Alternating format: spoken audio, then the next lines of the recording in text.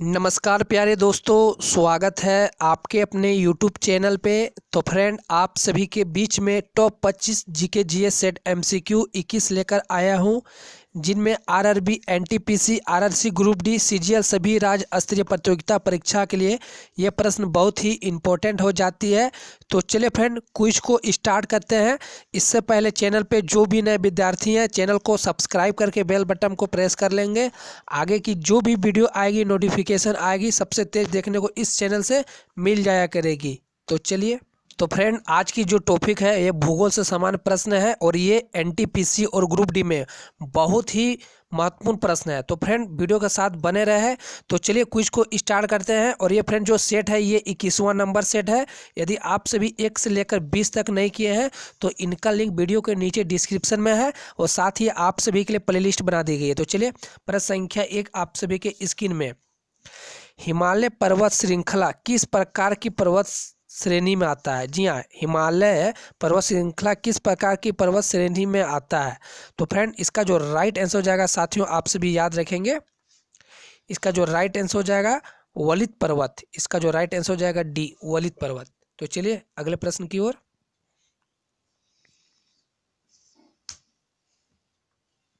प्रश्न संख्या 2, हिमालय की सबसे बाहरी पर्वत श्रेणी कौन सी है? जी हाँ फ्रेंड, हिमालय की सबसे बाहरी पर्वत श्रेणी कौन सी है? तो इसका भी राइट आंसर हो जाएगा फ्रेंड, जो हो जाएगा, बहुत सारे छात्रों को पता होगा, इसका जो राइट आंसर हो जाएगा Shivalika. B is right answer. ठीक है, तो चलिए अगले प्रश्न की ओर। प्रश्न संख्या 3, हिमालय पर्वत की एक श्रेणी अराकनायोमा कहाँ स्थित है? जी हाँ, अराकोनोमा कहाँ स्थित है? तो इसका भी राइट आंसर हो जाएगा फ्रेंड म्यांमार। म्यांमार एक देश है। ठीक है, इसका राइट आंसर हो जाएगा बी। तो चलिए अगले प्रश्न की ओर। और ये जो टॉपिक है फ्रेंड, ये हिमालय से प्रश्न पूछे ही जाते हैं। ठीक है, RRB, NTPC और ग्रुप डी में।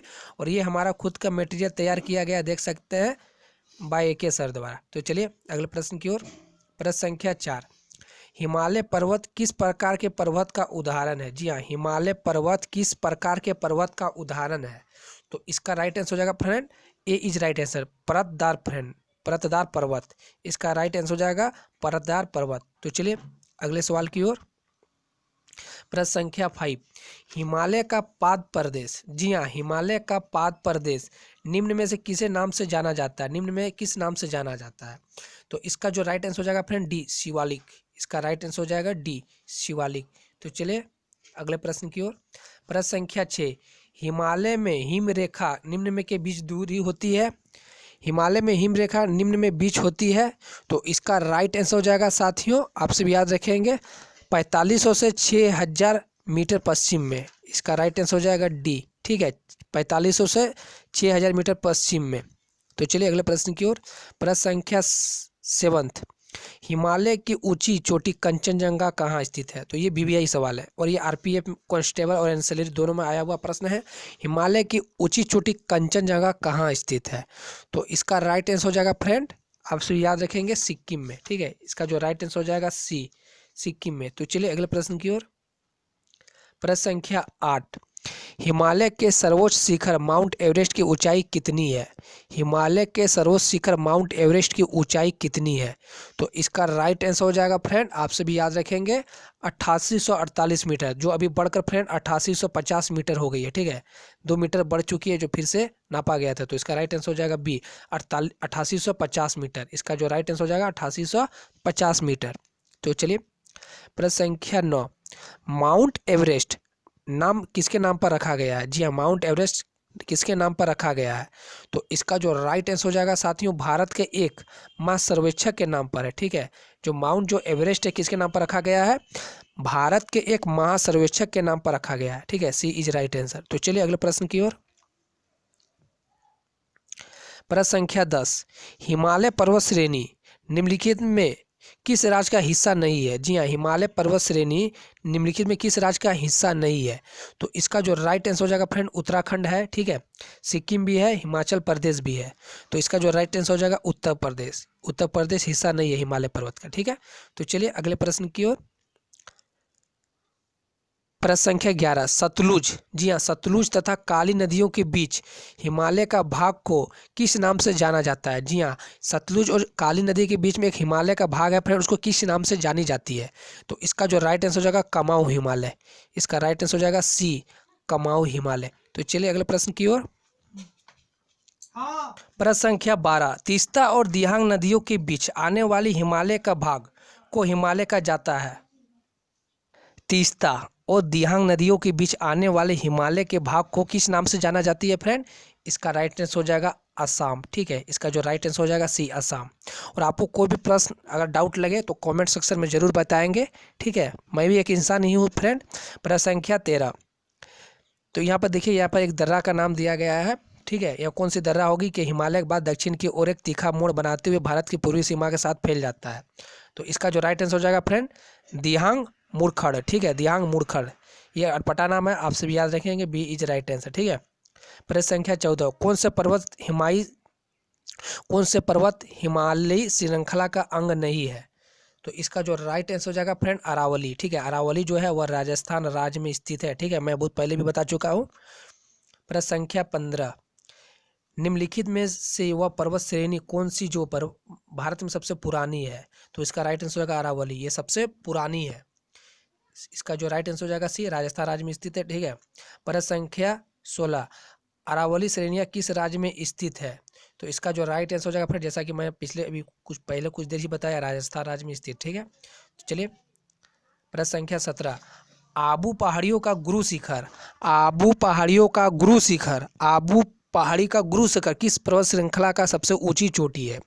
तो इसका जो राइट आंसर हो जाएगा अरावली, इसी की है। ठीक है, ये राजस्थान में स्थित है, आप सभी रट डालिए। ठीक है, और ये जो है एनटीपीसी में देखने को मिलेंगे हिमालय से प्रश्न। ठीक है, आप लिख कर ले लीजिए।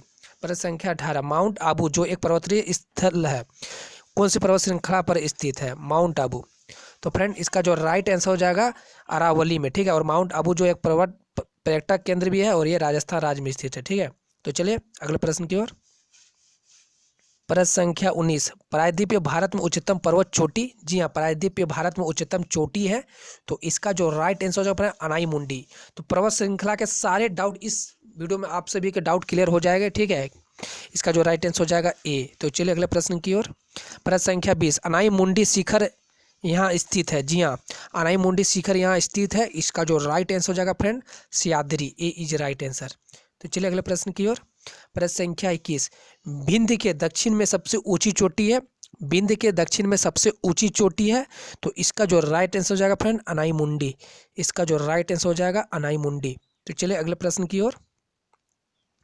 प्रश्न संख्या 22, पाल घाट, पाल घाट निम्नलिखित में किनके बीच मध्य स्थित है? जी हाँ, पाल घाट निम्नलिखित में किनके मध्य स्थित है? तो इसका जो राइट आंसर हो जाएगा फ्रेंड नीलगिरी, नीलगिरी और अनाई मलाई पहाड़िया, बी इज राइट आंसर। ठीक है, इसका जो राइट आंसर होगा पालघाट, नीलगिरी और अनाई मलाई पहाड़िया। तो चलिए अगले प्रश्न की ओर। प्रश्न संख्या 23, पालघाट निम्नलिखित में किन राज्यों को जोड़ता है? जी हाँ, पालघाट किन राज्यों को जोड़ता है? तो बीबीआई प्रश्न है। ठीक है, क्योंकि ये राज्य को जोड़ते हैं और ये इंपॉर्टेंट भी सवाल है, बीबीआई प्रश्न है।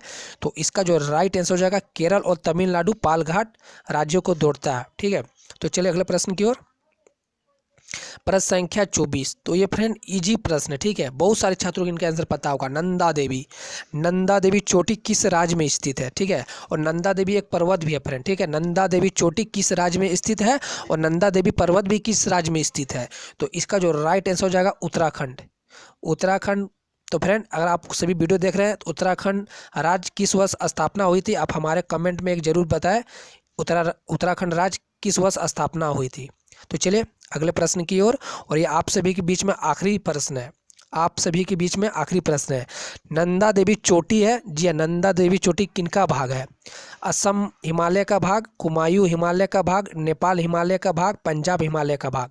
तो बहुत सारे छात्रों का इनका आंसर पता होगा, वो बहुत सारे जो टिक करेंगे परीक्षा में या तो कुमायूं या तो नेपाल लगाएंगे।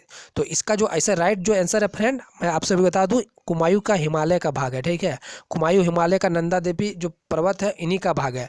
तो फ्रेंड क्विज कैसी लगी आप सभी जरूर बताएं, और आप सभी एक प्यारा सा कमेंट जरूर करके बताएं क्विज कैसी लगी। और चैनल पे जो भी नए विद्यार्थी हैं सब्सक्राइब कर लेंगे, आगे की जो भी वीडियो आएगी जीके जीएस की इस चैनल से देखने को मिलेगी। और इस वीडियो को अपने दोस्तों पे ज़्यादा से ज़्यादा शेयर करें, तभी फ्रेंड आपका जो लाइक है और शेयर मुझे मोटिवेशन मिलती है। तो मिलते हैं अगले वीडियो पे, तब तक के लिए धन्यवाद। जय हिंद, जय भारत।